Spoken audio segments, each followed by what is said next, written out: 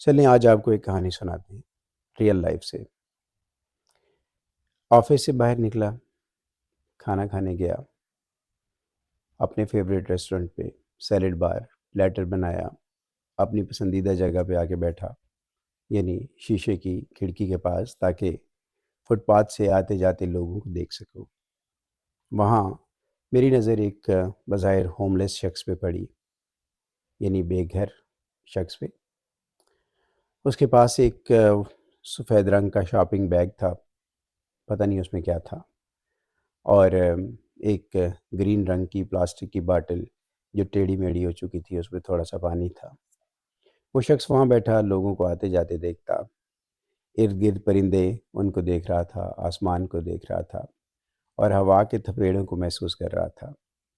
مجھے اس بارے میں بھی احساس ہوا کہ شاید ان کے جو کپڑے ہیں، اگرچہ جیکٹ پہن رکھی ہے، لیکن یہ اس موسم کی شدت سے نمٹنے کے لیے کافی نہیں ہے۔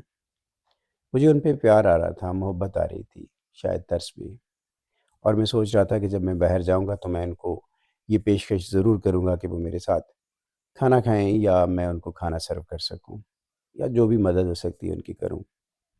میں نے اپنا کھانا فنش کیا، باہر آیا اور ان کے پاس جانے لگا کہ کچھ دیکھ کے میں وہاں پہ ٹھٹک گیا، رک گیا۔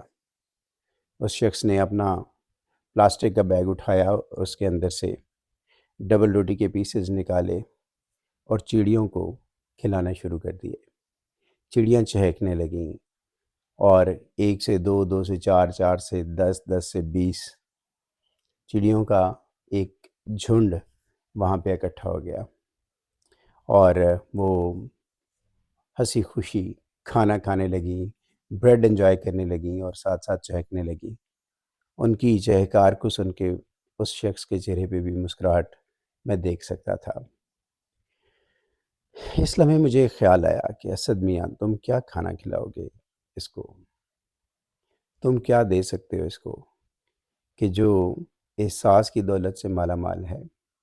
اس کے پاس اپنے کھانے کو کچھ ہے یا نہیں جیسا تم سوچ رہے ہو، لیکن اس کے پاس دوسروں کو دینے کے لیے بہت کچھ ہے۔ وہ کئی جانوں کو کھانا کھلا رہا ہے۔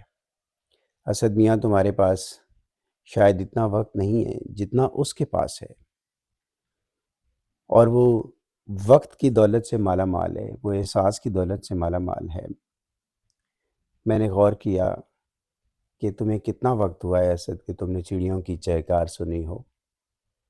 تو لگا کہ جیسے زمانے بیت گئے ہیں۔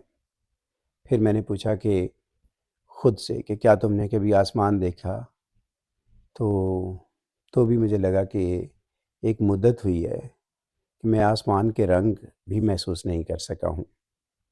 کبھی بچپن میں کھلے آسمان تلے سوتے تھے تو آسمان کے ساتھ ایک قریبی تعلق اور ایک واسطہ تھا۔